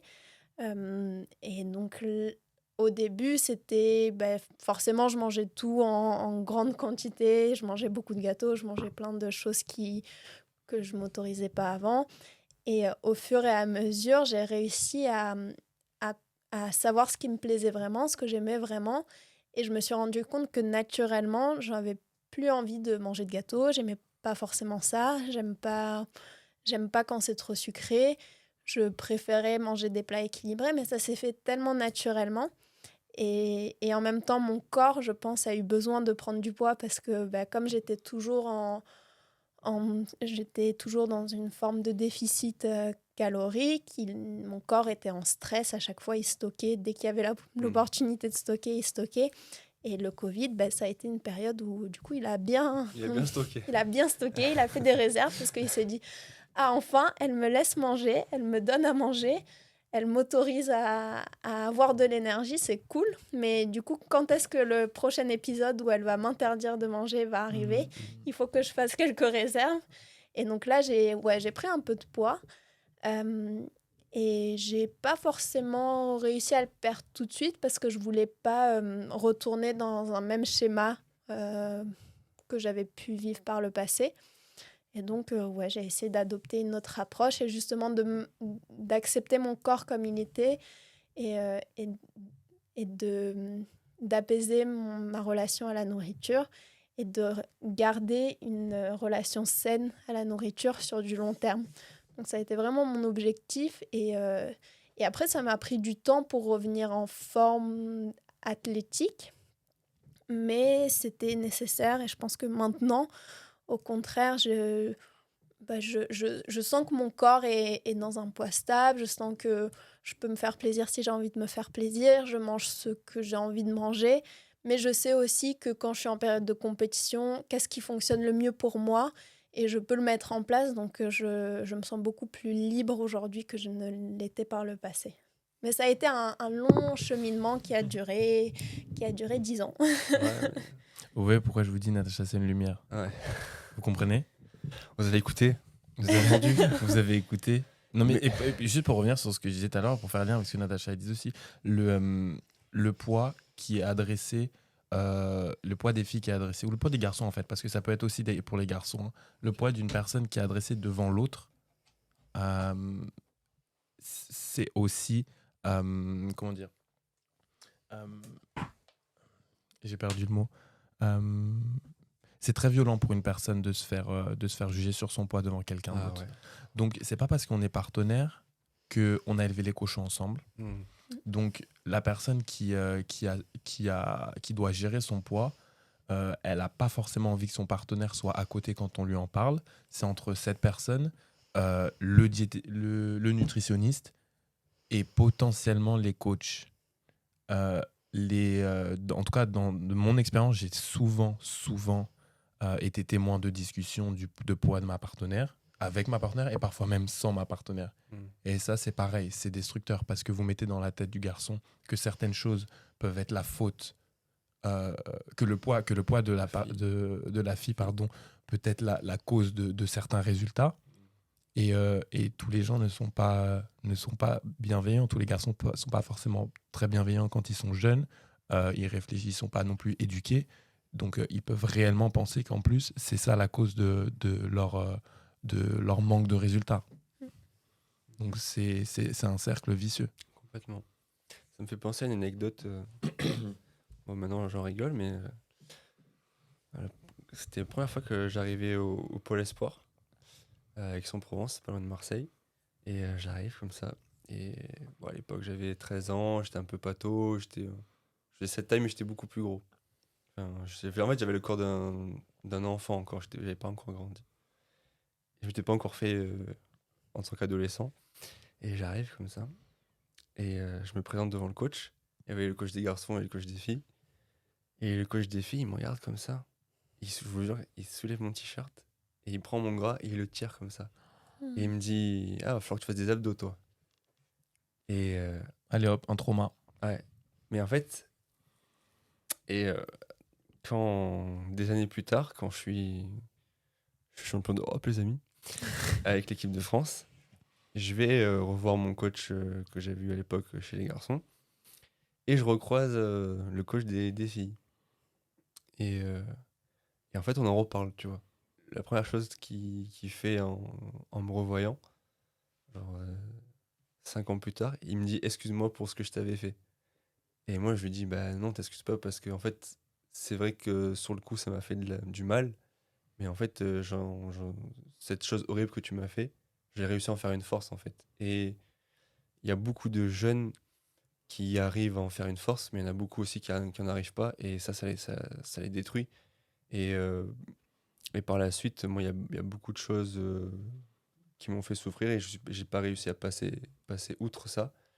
Et en fait, ouais, complètement, comme vous disiez, en fait, ça détruit, ça peut vraiment pas que en fait, ça détruit pas que le sportif, mais ça détruit l'humain, en fait. Ah oui, parce qu'il s'attaque à l'humain quand il fait Voilà, l'être, en fait, il Mm. en prend un coup. Et vu qu'il est pas préparé à prendre des coups comme ça, Mm. ben, ça. Je peux rajouter quelque chose par bien rapport sûr, à bien ça.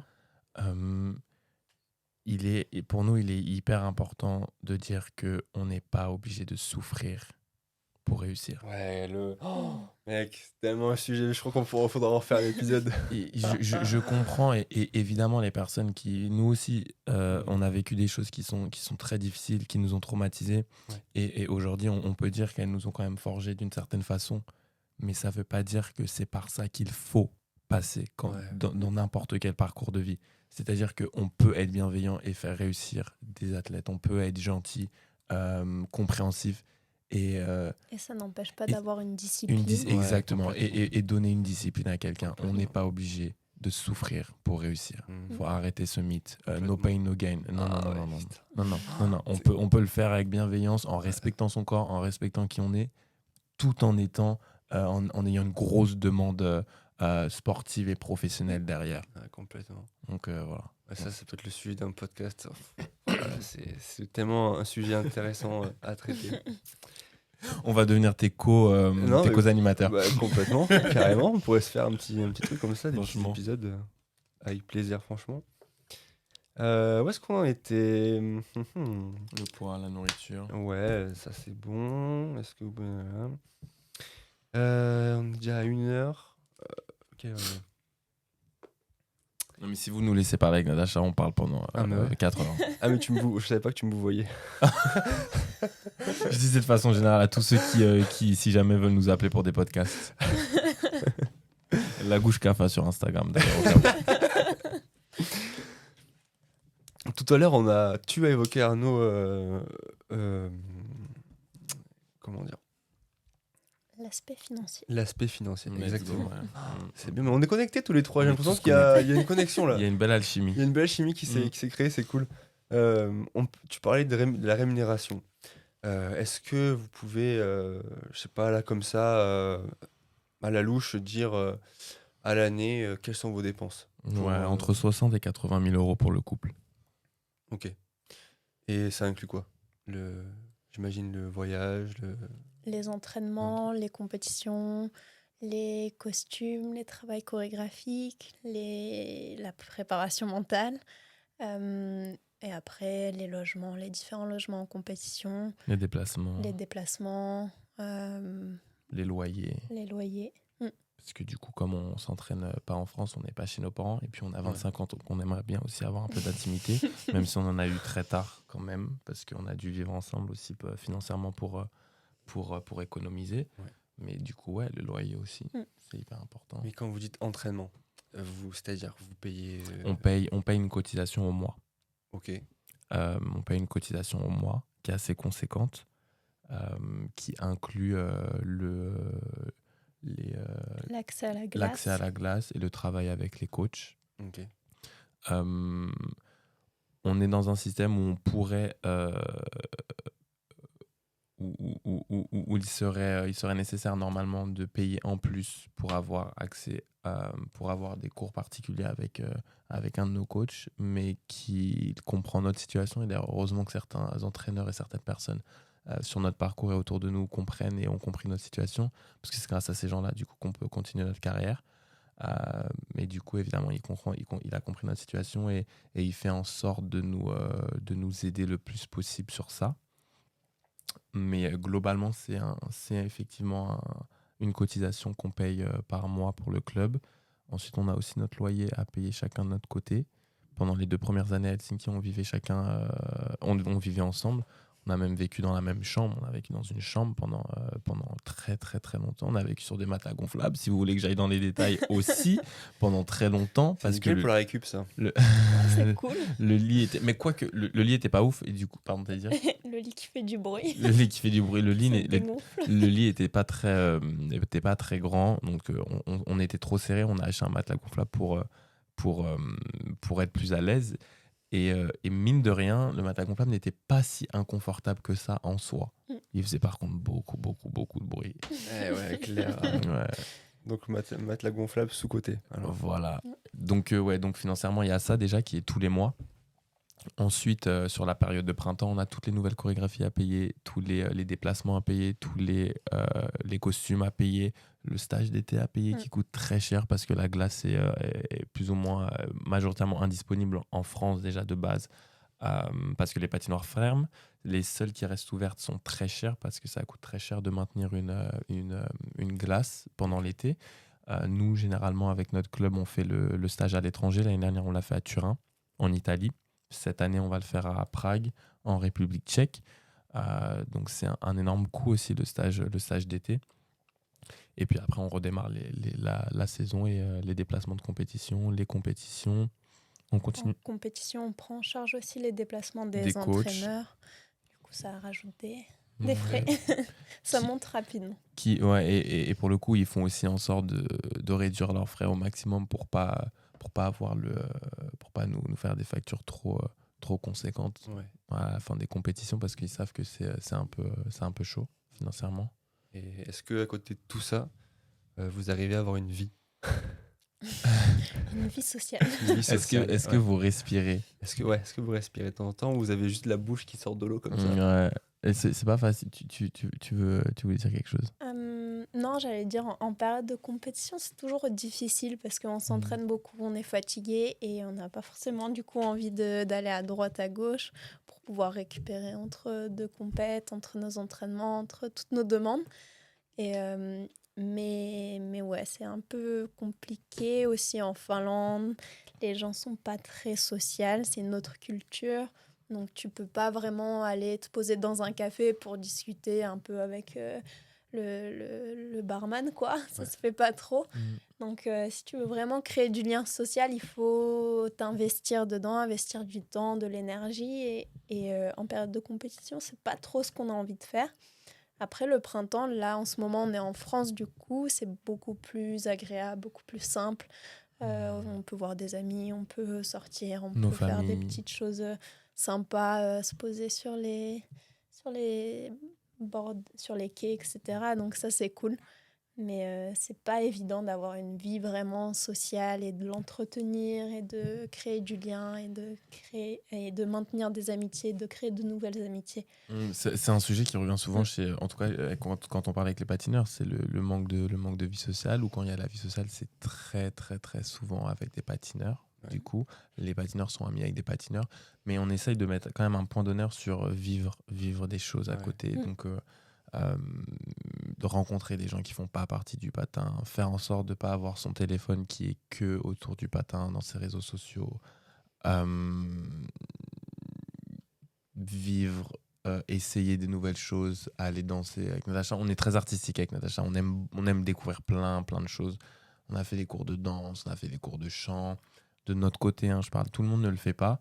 On a décidé de le faire parce qu'on aime et on avait envie de faire de nouvelles expériences, de vivre de nouvelles expériences. Mais ouais, la vie sociale, c'est pas ce qui est le plus développé chez les patineurs, mais j'imagine chez les sportifs de haut niveau de façon générale. C'est ce que j'allais dire ça c'est le fléau du sportif. Ouais. Et on en revient encore au fer et à l'être. Ouais, complètement. Personne nourrit l'être et parce qu'on nourrit que le fer. Ouais, complètement. Et alors que c'est en nourrissant l'être qu'on améliorera et qu'on fera grandir le fer. En tout cas, même s'il grandira peut-être pas aussi vite, qui grandira avec des bases et un socle plus solide. Ouais, complètement. Et le jour où le sportif va plus trop bien, l'humain, il sera là pour le relever. Mais l'inverse n'est pas vrai.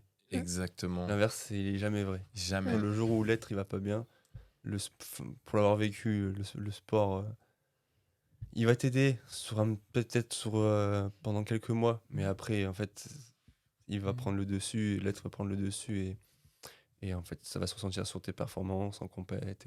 Mais pour le coup, on a aussi avec Natacha, alors on s'en sort quand même très très bien parce que Natacha, on a tous les deux des diplômes aussi parce qu'on a continué l'école à côté de ça. Ouais.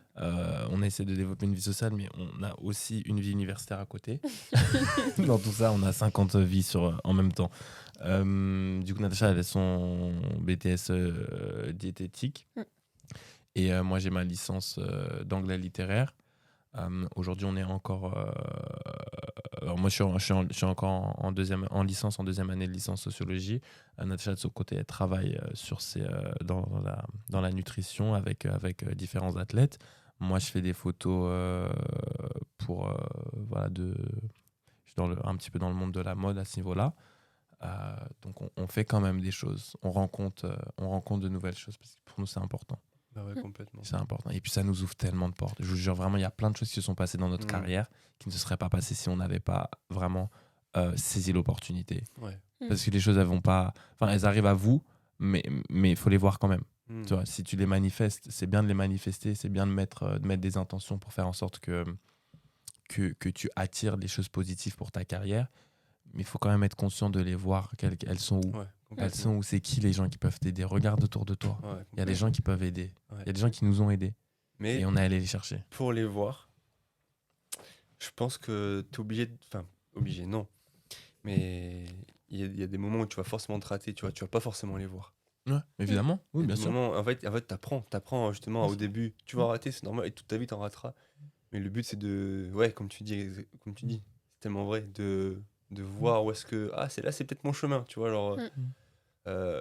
Et pour donner un exemple, Laurie, avec qui on a travaillé sur notre développement personnel et sur aussi la Corée. Et je l'avais rencontrée avant, moi. Je la connaissais, Laurie. Ok. Et voilà. Et en fait, rien ne s'était fait à l'époque. Enfin, je veux dire, je l'avais rencontrée. On avait travaillé un petit peu ensemble sur de la Corée avec mon ancienne partenaire, mais ça a été très rapide. Mais je veux dire, il n'y a pas eu... c'est pas à ce moment-là que j'ai compris qu'elle pouvait, elle pouvait m'aider sur ce plan, tu vois. Et un jour, Natacha a remis Laurie sur la table parce qu'on en avait parlé. Et c'est à ce moment-là, du coup, qu'elle a ouvert ses portes, elle nous a ouvert ses portes et qu'on a aussi qu'on a fait le pas, tu vois. Ouais, Donc ouais, des fois on le voit pas et c'est ok, mais on peut le voir. Ouais, complètement. Il y a une phrase que mon deuxième invité, Raphaël Poulain, que j'embrasse fort. Bisous Raphaël. Bisous Raphaël. Pour moi, c'est un peu...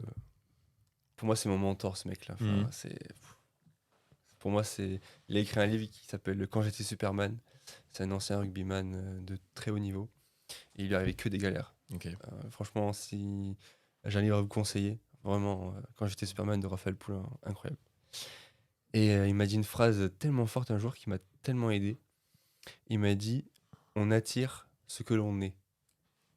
Et putain que c'est vrai, quoi. Putain que c'est vrai. Parce que je pense vraiment que...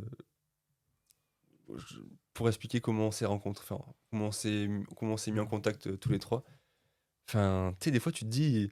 Il y a des trucs, c'est le destin un peu, tu vois. Il y a des trucs qui sont écrits des fois, tu vois. Sûr. Moi, j'ai un peu cette philosophie de vie. Je me dis que oui, nous, en tant qu'humains, on a une emprise sur ce qu'on peut faire. Mais des fois, il y en a, ils appellent ça Dieu, d'autres, ils appellent ça l'univers. L'énergie, le karma, tout ce que tu veux. Et je scrollais comme ça sur LinkedIn et j'avais vu votre compte. Je me dis, tiens, en plus, je cherchais des invités pour moi. Mais vraiment comme ça, tu vois, c'était... Et on s'est envoyé des messages et ça matchait de suite. Et en fait, c'est ça, tu vois. Ah, c'est marrant que tu dis ça, mais regarde, parce qu'on a pris les initiatives avec Natacha de développer tout ce qui se passe autour de nous, les réseaux, le côté artistique, les vidéos. Et t'as vu combien de comptes de patineurs de couple sur LinkedIn ? C'est clair. Bah ouais, on l'a déclenché, tu vois. Donc ouais, c'est hyper important de développer. Parce que développer aussi ce qu'on est et développer... c'est aussi pas rester que sur ce que tu fais dans la glace. Enfin, sur la glace, peu importe ton sport, peu importe ton activité, mais continuer à développer aussi ton réseau. Ouais. Et on en parlait tout à l'heure des gens qu'on rencontre, etc. C'est hyper important. Mais fais en sorte que tu aies une image, que les gens peuvent voir qui tu es. Et ce que tu fais, c'est super important.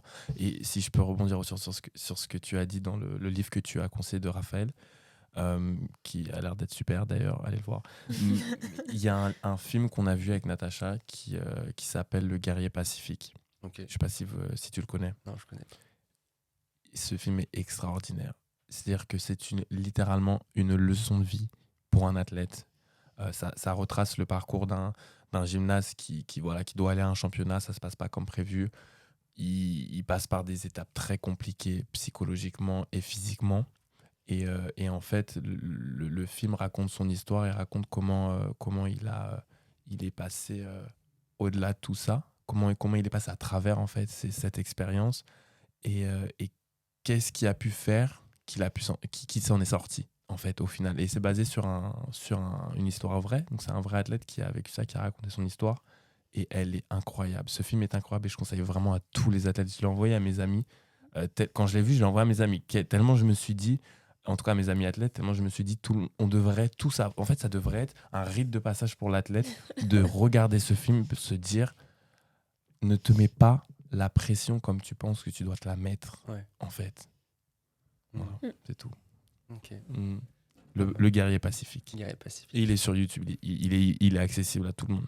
Ok, trop bien. Il y a même les sous-titres. Pourquoi le film n'est pas en français ? C'est un film américain, je crois. Okay. C'est un film il me semble 2006, 7 ou 8, quelque chose comme ça. Donc les images ne sont pas si récentes que ça. Ouais. Mais, il est un petit peu lent.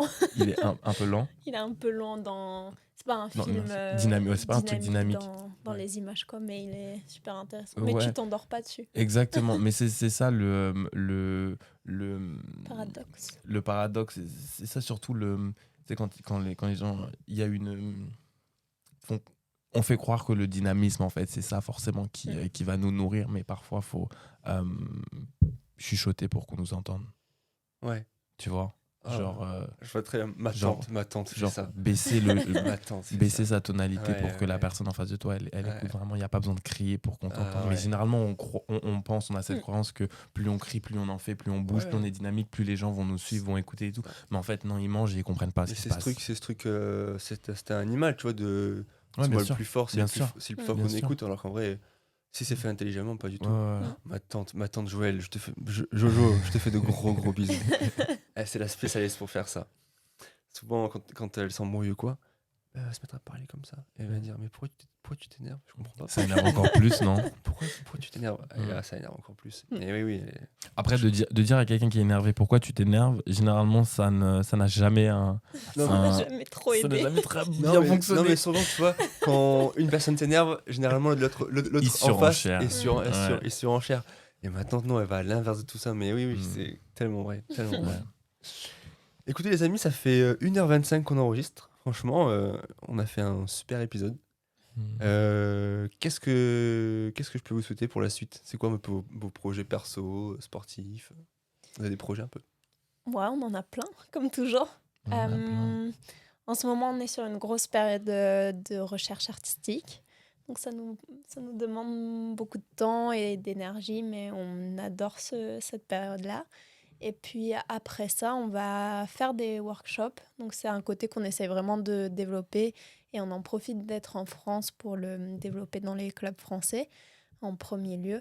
Mais ouais, on aimerait vraiment transmettre notre expérience, qu'on apprend, les différentes techniques qu'on a été chercher et faire notre propre petit mix pour pouvoir transmettre et transmettre avec joie surtout aux plus jeunes, vivre des beaux moments, partager des belles choses et c'est ce qui compte le plus pour nous. Et puis après, d'un point de vue sportif, les meilleures choses, les meilleures performances qu'on puisse délivrer et le meilleur show qu'on puisse faire à chaque compétition. C'est ce qu'on peut nous souhaiter de plus beau. Ouais. Parce qu'avec Natacha, c'est vrai qu'on a pris la décision pour ce printemps, en tout cas, d'aller voir un petit peu ailleurs, de vivre de nouvelles expériences, de rencontrer de nouvelles personnes, voir de nouvelles techniques. On continue à s'entraîner, on s'entraîne beaucoup d'ailleurs, on travaille beaucoup. Mais on avait vraiment ce besoin de partager, de vivre de nouvelles choses et aussi de partager notre vision, de faire comprendre aux gens qu'on n'a pas besoin de souffrir pour réussir. En tout cas, d'essayer de le dire peut-être aux plus jeunes. Et voilà. Mais est-ce que je peux rajouter quelque chose? Mais bien sûr. Il y a aussi pour moi, pour nous, un aspect très important pour les parents. Ouais. Je sais pas s'il y a des parents qui vont écouter le podcast, des parents d'athlètes, parents de jeunes de façon générale. Moi, je te coupe, mais en fait, tu lis dans mes pensées. Parce qu'en fait, j'aimerais bien faire un épisode avec des parents de sportifs, tu vois, pour qui racontent un peu. Tu vois, je trouve que c'est un super sujet. Nos parents, ils sont dispo si tu veux. Mais ok, let's go. Ma mère, elle sera trop contente. On rajoute un micro. En plus, il y a la place pour. Ouais, on pourrait carrément. Tout ce qu'on a raconté sur ce que l'athlète vit, dans tout ça, on n'a pas beaucoup parlé de la sphère parentale, mais l'endroit qui est censé être le plus safe pour l'enfant, ça devrait être la maison. En fait, quand tu rentres à la maison, tu es censé pouvoir souffler, pouvoir te sentir libre de dire à tes parents que ça va pas, ce qui se passe, pourquoi, comment tu te sens. Et souvent, les athlètes rentrent et ne peuvent pas parler parce que ils ont des parents qui leur mettent encore plus la pression que les coachs, parce qu'ils ont des parents qui ne les écoutent pas vraiment, parce que les parents ne se rendent pas forcément compte du poids physique et psychologique qui est le sport de haut niveau pour un jeune ado. Et ça, à mon avis, faciliterait et éviterait beaucoup de dérives que les enfants soient à l'aise, se sentent légitimes de parler de ce qui se passe à l'entraînement à leurs parents. À mon avis, il y a plein d'histoires qui ne se seraient pas passées si les enfants avaient pu parler dès le début à leurs parents. Et c'est hyper important que les parents comprennent que quand leurs enfants... Parce que les enfants aussi, on est fatigué quand on rentre du sport. Il y a des choses qu'on ne veut pas dire. On absorbe tout quand on est jeune. Et on a honte de dire des choses qui nous est arrivé. Et c'est le rôle des parents pour moi, justement, de dire à l'enfant, tu es libre de me dire ce que tu veux, tu es libre d'être ce que tu veux, de vivre ce que tu as envie de vivre. Moi, je suis là pour toi et pour t'aider, pour t'amener où tu as envie d'aller. Je ne suis pas là pour te taper ou pour t'engueuler si tu n'as pas fait un bon résultat. Donc voilà. Ouais, c'est clair. Il faut que les parents de sportives et sportifs prennent conscience qu'ils n'ont pas des enfants comme les autres, en fait. Déjà, ils ont des enfants sadomaso. Parce que c'est vrai, quelque part, il y a un peu ce truc de sadomasochisme. D'aimer la douleur, sadomasochisme. En vrai. Moi, je sais pas pour vous, mais moi, je sais que j'aime quand je me fais mal dans ma pratique sportive, où je sens, en fait, au moment où, quand ça commence à être dur, c'est là où l'entraînement commence pour moi, tu vois. Même si j'ai arrêté le basket, mais là, dans la course à pied, dans le trail, quand je commence à être dans le dur, je me dis, ah ok, là, c'est bon. Là, je commence à m'entraîner, là, je commence à faire ce que j'aime. Mais ouais, les parents qui comment dire, qu'adoptent pas un comportement comme ça, ouais, faut bien qu'ils comprennent que leurs enfants, ils sont spéciaux. Ils sont vraiment spéciaux. Et ça veut pas dire que les parents doivent prendre la place des coachs. C'est pas du tout ça le propos. Parce qu'il y a des parents qui veulent aussi tellement s'impliquer dans la vie de leurs enfants qu'ils prennent la place de l'entraîneur et du coup c'est insupportable pour les entraîneurs et personne n'avance en fait dans cette histoire. Ça veut juste dire que l'enfant a besoin d'être dans un espace, d'être en sécurité quand il rentre chez lui et de se sentir libre de dire ce qu'il a besoin de dire. C'est tout. On n'est pas parents, attention. Évidemment. Mais tu vois, mais on peut dire ça du point de vue de l'enfant. Ouais, en tout cas. Complètement. Tu vois, moi, une fois, je me dis, putain, un simple. Alors, c'était comment, tu vois, l'entraînement, comment c'est passé. Mais un vrai, tu vois, vraiment, comment dire, pas juste, c'était bien l'entraînement. C'était vraiment, comment tu t'es senti, je sens que ça va pas, il faut parler, etc. Mais ouais, c'est super important pour le développement de l'enfant. Et il y a le rôle des amis aussi, le lien social avec les amis aussi, il est important.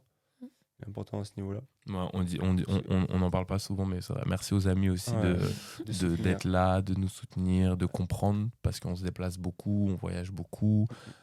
Ils se rendent disponibles quand on en a besoin, sachant que c'est rare qu'on passe, tu vois, en tout cas nous, de notre côté, vu qu'on habite à l'étranger. Donc merci à l'entourage en général, merci aux parents. Et merci à toi Hugo pour le podcast. Avec plaisir. Mais franchement, ouais, carrément, on pourrait grave faire un épisode. Ce serait trop bien. Franchement, c'est hyper intéressant ça. Mais de ouf. Mais ce qui serait encore plus intéressant, je pense, c'est d'avoir des parents qui ont différents points de vue. Ouais. Ça, ce serait ouf. Ouais. Genre vraiment un débat entre les parents. Ouais, complètement. Un peu à la, je sais pas si tu connais du Jubilee, un truc comme ça. C'est une chaîne YouTube américaine qui fait des débats sur des sujets politiques et sociétaux et qui invite, je crois, c'est 5-6 personnes qui ont des façons de penser différentes. Ouais. Et en fait, le débat est incroyable. Bah ouais. Ça dépend sur quel débat. Mais je pense que sur ce sujet-là, ce serait hyper intéressant. Ouais, carrément. Mais est-ce que vraiment on va trouver des parents qui vont dire oui, c'est vrai, moi je suis trop impliqué dans la vie de mon enfant. c'est clair. Faudrait que toi tu les repères. Puis parfois ils s'en rendent pas compte. Ils s'en rendent pas compte. Faudrait que toi tu les repères et que tu les invites sans leur dire pourquoi. En fait, tu invites 4 personnes qui ont une posture différente dans leur famille. Et tu leur dis pas, en fait, tu leur dis juste tu fais un podcast sur ce sujet et comme ça, baston dans le podcast. En fait, on fait un Squid Game, quoi. Ouais, on fait un Squid Game, c'est ça, il n'en restera qu'un. Exactement. Bon, pour terminer, je vais vous poser la question iconique de ce podcast. Ouais, la fameuse. Pour vous, quelle est la différence... Oula, je vais le refaire. On est en fin d'épisode, il est 20h35. Pour vous, quelle est la définition d'une bonne passe ? Eh ben, c'est drôle parce que tout à l'heure on en parlait justement quand tu nous as envoyé le message et que tu nous as demandé de réfléchir à cette réponse. Et on ne s'était pas concerté et on a la même définition. Pour nous, la bonne passe, ça nous fait penser à la transmission, le passage, je passe quelque chose, je transmets. Et dans notre démarche, là où on en est aujourd'hui, avec ce qu'on a pu apprendre, dans le futur, c'est ce qu'on aimerait. On aimerait transmettre et apporter tous nos outils pour les générations suivantes. Donc, passage pour la bonne passe. Ouais, le partage. En fait, la richesse, c'est la connaissance. Et du coup, on se doit de la passer. On se doit de la partager aux autres parce qu'elle ne nous appartient pas. On nous apprend des choses. On apprend des choses de plein de personnes dans notre parcours, dans notre vie. Et nous, on est juste là pour le partager après aux autres qui en ont aussi besoin. Super. Voilà. Merci beaucoup. Merci à toi. C'était super.